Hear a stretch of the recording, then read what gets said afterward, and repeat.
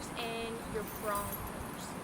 Alright, let's go ahead and discuss our prong collar. So this is going to be a 3mm Herm Sprenger prong collar. This is in black, and this is Fulton's collar. So one of the tips that I always like to give my clients is to make sure that when you're taking your prong collar on and off, that we are not taking it on and off on the same joint every single time. Make sure that you're kind of varying up what joints that you remove your prong collar with, so that way one joint doesn't get weak. Another tip that I like to deliver to my clients is making sure that this end link right here, this end link is not the link that you're going to take your prong collar on and off with, because those two can't be replaced as easily as the rest of the prongs that you can purchase online. You should be washing this collar, so I wash mine in dish Dawn soap, and I also use rubbing alcohol on the tips when I'm removing it. And I'll use a fungal shampoo or a benzoyl peroxide shampoo on their necks and scrub it in real good after we wear it for a long period of time. If we're going to club, or if we're going to do some fight work, or if we're going to be swimming in the pool, right? Same kind of care goes for our e-collars. So typically, most of your e-collars are going to have contact points on them. When we're talking about care and hygiene with our dogs, it's important to clean these contact points. Typically, the only injuries that are found with the prongs and the e-collars in terms of a dog's neck is going to be hot spots. Those hot spots are because the dog has either worn the collars for a really long period of time, or they got wet using the collars, and in the process we didn't take these off when the dog was drying. So it's really important to take these collars off if the dog gets wet while wearing them, whether it's rain or in the pool or at the beach. Take them off when your dog is going home. Make sure the neck is completely dry and the collars are completely dry before you put them back on your dogs. Clean the contact points. Rubbing alcohol works amazing. Dish Dawn soap.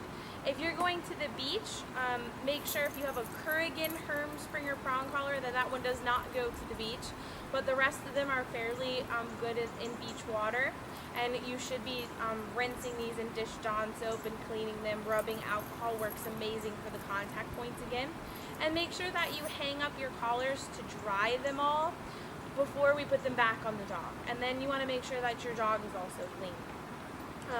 One of the bigger tips that I have for you is, depending on the fur length of your dog, that's going to determine your prong size and then your contact point size on your e-collars. So a lot of the different e-collar brands, the contact points will screw off and screw back on, and you can buy different contact points. Okay? The length of the contact point is according to the fur width of your dog, so how furry your dog is. The shorter furred dogs can get away with the shorter contact points, and then the longer furred dogs need a more lengthened contact point to reach through all of that fur, so you're not tightening this collar and choking the dog out. The same goes with our Herm Sprenger prong collars, where a 3.0 collar is great for our Belgian Malinois and some of our shorter-haired German Shepherds. Any dog under 25 pounds, I typically use the 2.25 collar on. Anything above 30 pounds, I use the 3.0 on. I don't use the 2.25, those really tiny prong collars, on the larger dogs, because you're not going to get a great pop out of it. You're not going to get a great correction out of it, to be completely honest. So if I'm going to give a nice correction for a dog, that 2.25 collar on a larger dog is going to pop off. I bend those collars really easily when I'm delivering corrections, so keep in mind those are for smaller dogs where our corrections are a little less of a pop. We're not going to bend them. The 4.0 collars that you're going to find online, those are for your thicker furred dogs. So Samians, Huskies, long-haired German Shepherds, those are going to be your really long-coated dogs, Treverns. You want those contact points to reach your dog on the prong collar without having to wear extremely too tight. So when you're wearing the prong collar, it's really important that our martingale side is in the direction that the correction is going to be delivered. So a lot of trainers will train prong collar use completely different, so I'm just going to give a few tips. So if we're correcting for a sit, it's going to be up towards the sky. If we're correcting towards the heel, it's in the position where the dog needs to be. So if the dog is too far out this way, we're correcting in this way. If the dog's too far forward, we're correcting back.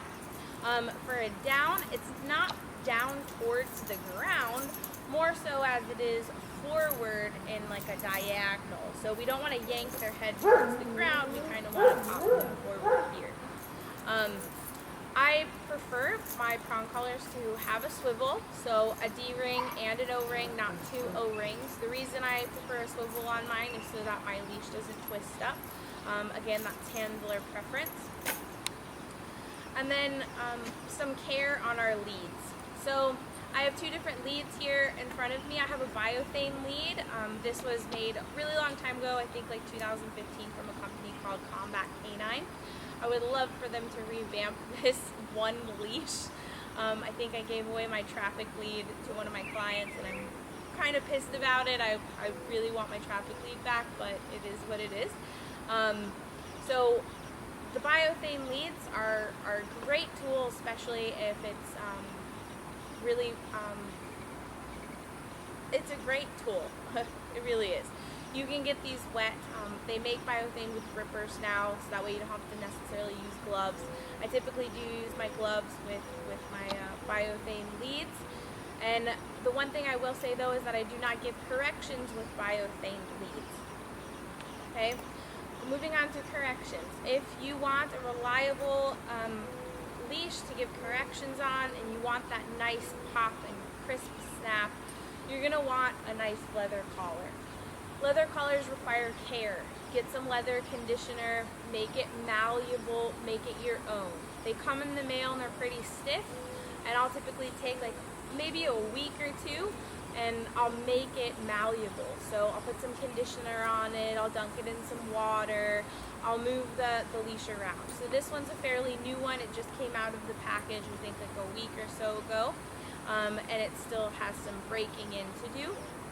Whereas if you were to see Fulton's leather leash that he's been using since 2014, it's like a limp noodle. Okay, so it's very malleable and it's set to where my thumb is being held on there. So only your thumb goes through this loop, and so it makes a nice little thumbprint and indentation in the leather collars. Care-wise on the brass, you can get brass cleaner for your hooks and snaps. Just make sure that when you are using your hook and your snap that you're keeping an eye on it, making sure that it's not losing any kind of springiness. Because what can happen is when these are connected to our prong collars, if you have the improper weight of lead for the weight of the dog that's on the leash, a lot of times these springs can take a beating. What I mean by that is the thickness of the leash is according to the weight of the dog that's on the end of your leash. A lot of times also it's handler preference on their hands. Okay, 3 foot or 3/4 inch leashes I typically use on any dog between 90 pounds to maybe 40 pounds. Okay, anything under 40 I'll use a thinner lead. Anything over 90 pounds I'm using a thicker lead. Bridgeport Canine makes them in all different thicknesses. I wouldn't put this level of brass, this weight of brass, and this thick of a leash on my 2-pound Chihuahua. Okay, but if I'm also holding a Borbal on the end of my leash, I want heavier brass and I want a thicker lead. Okay. You also want to make sure when you're buying your lead that it's according to your height. Okay. I am 5'3". I'm under 6 foot, so my lead is going to be a 5-foot leash. Okay, anybody that's over 6 foot should have a 6-foot leash. Why? Because when you're delivering corrections, most of your corrections are coming from your belly button height. Okay, you're either popping forward or popping backwards, And so you want enough lead where this is at your belly button, okay? And then your dog is on this side of your leash, okay? 6 foot leash would be way too much lead for me to handle as a 5'3" individual, okay? Especially if I'm working a very tall dog, like Tuin. So Tuin, I could probably get away with a 4 foot leash, and it would still give me enough lead to be delivering corrections in, okay? But I do like the 5 foot capability where they can go out a little bit further. That's just during the training process, okay? Your leather leash is going to be your best go-to leash for corrections. There's different leads for different things. So, of course, I'm going to use my trico sleeve for more tie-back work, for more power work, especially if I want to tie around my hip or so on and so forth, okay? My biothane leads are not for corrections. These are for dogs that already have been trained. They don't need corrections, and we're going on a short outing somewhere, okay? I hope that this was helpful. Oh, and traffic leads. So traffic leads are your 1, 2, 3 foot leads. Those are beautiful for kind of putting a tab on your dog, and if they need to get corrections out and about, whether you're in your backyard or if you're in your house, you can deliver corrections without the use of an e-collar on your prong collar. Okay, so with that, I will move forward into kind of some handling tips. One of the tips that I give my clients, and 1 second, I'm going to take a drink of water real quick.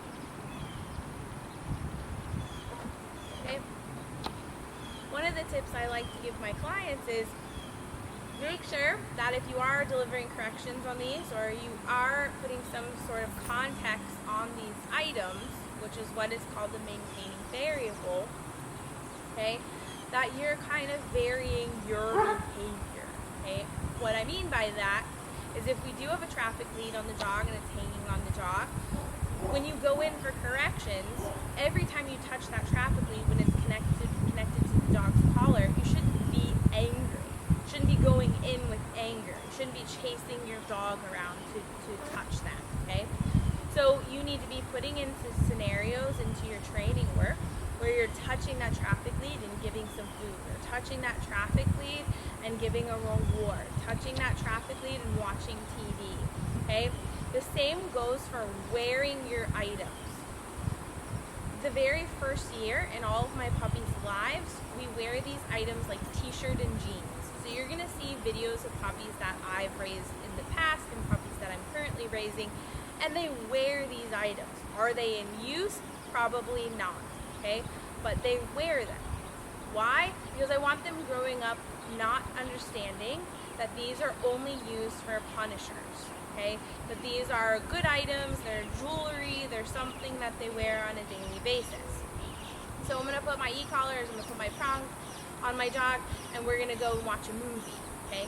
Not every single time that these items go on are they directly or right away getting a correction, okay? They get their items on and we go watch TV. They get their items on and we go out for pup cups. They get their items on and we go immediately out to go play ball. And the other side of the token, especially with higher drive dogs like the ones that you guys know I work with, is when you are putting these items on, not every single time should they be associated with drive work, okay? Because what you can get is a very activated Malinois while you're trying to gear them up. So make sure you're going to go buy the decoy.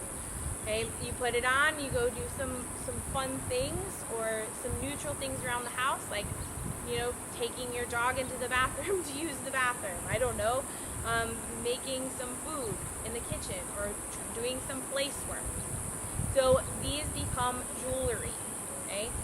I can't say enough about this remote. A lot of times my clients come here and we're going to be doing off-leash work with the dog, and they get their dog out and they're ready to rock and roll. But the second they pick up the remote, the dog is starting to shoot out some calming signals because they see the remote and they're uncomfortable with their owner holding the remote. Why? Because they've associated what this is used for.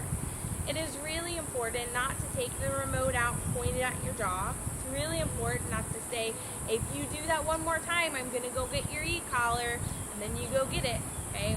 Or do threatening things like this, okay?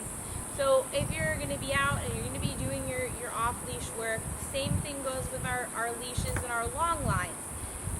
If we're going to be giving corrections, this needs to be visible. If we're going to be delivering rewards, this needs to be visible. I don't care if you put it on your pocket or your person or you're holding it in your hand.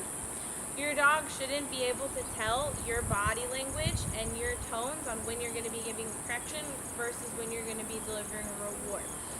You should be going in for correction and delivering a reward. Like if he's on this leash and he's connected to it, you know, I may go in and grab the leash and good boy, that's it, that's a good dog. Okay? That way he doesn't know. There's no flinching, there's no calming signals, there's no uncomfortable dog on the end of that lead. Okay? Same thing goes for our remote. We're not going to pull it out only when we're delivering corrections, right? It shouldn't be disguised in our pocket while we're working with our rewards. And then the second the dog does something wrong, we reach into our pocket and we go to get the remote out. Guess what? You're going to get a squirrely dog. You're going to get the dog that's going into the grass, that's making calming signals and licking and completely uncomfortable. Because they know that whenever you reach into your pocket for this, that there's going to be a correction that is involved. Don't make those associations. Don't make those mistakes. Okay?